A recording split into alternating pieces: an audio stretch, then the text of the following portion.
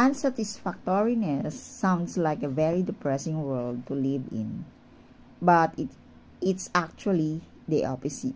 When fully understood, perceiving the innate unsatisfactoriness of all experience frees us from chasing the very solutions to our unhappiness that caused it in the first place.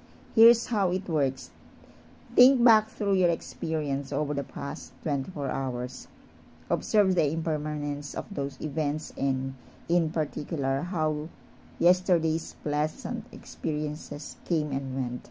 Consider how you had to shift around on the sofa when a comfortable sitting position became painful, or the pleasantly warm sun became too hot to endure, or the lovely lunch you had gave you gas, or the joy of a big purchase left you worrying about credit card bills, or how your hair looks great in the morning but was a mess by the time you got home, or how you were feeling happy until a bad driver on the road caused you to become angry, or how you were playing a sport you loved but got frustrated by your losing streak, and so forth. This is life all day, every day. Happy moments become less happy and less happy moments gets better. When you deeply contemplate this pattern of experience, you will begin to realize that the human condition is a timeless and continuous flow of impermanent satisfaction and dissatisfaction. Whatever you do, whatever you go, whatever you own, whatever you achieve, you cannot sustain a feeling of satisfaction forever. It is not how reality is made.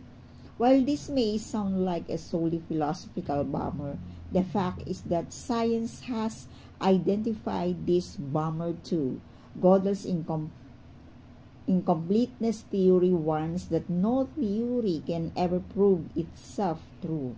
The implication is that if you have a scientific theory, you will need a second theory to prove it, then a further theory to prove that one, and so on. The reality of the physical world presents us with an endless cycle of change that requires the perpetual input of energy to maintain a temporary state. It is like the heat in a cold winter cabin. Unless we keep feeding the fireplace with more wood, the toasty temperature will drop and suffering sets in. By the same token, the nature of your mind demands endless new pleasurable experiences to maintain that buzz of satisfaction. After one experience fades, it needs another and another and another and another. In short, unsatisfactoriness is not just a feeling. It is the way that the universe is set up. So it must have a reason for being there. What is this? Its purpose? Is it to force us all? Is it to force us all to endlessly cut down and dig up nature to make temporary gadgets that amuse us for a while before we throw them away and buy new ones? Probably not.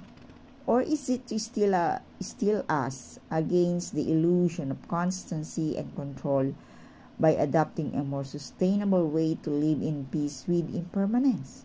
That sounds more like it. The fact of the matter is that your joy is not determined by what you own or hold on to.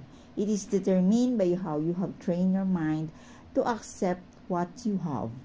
Again, it is a bit weird that we can all intellectually accept the reality of impermanence and unsatisfactoriness, but take no steps to train our minds so that the society lives peacefully with it, isn't it? The beauty of Dharma is that not only prescribes a set of practices that tell us what the delusions are, but also reduces our reliance on chasing unsatisfactory experiences by practicing different things such as mindfulness, compassion, and surrendering to the moment. This is from Quidtopia, author Michael Paul Stephens. how ego broke the world and how we can fix it.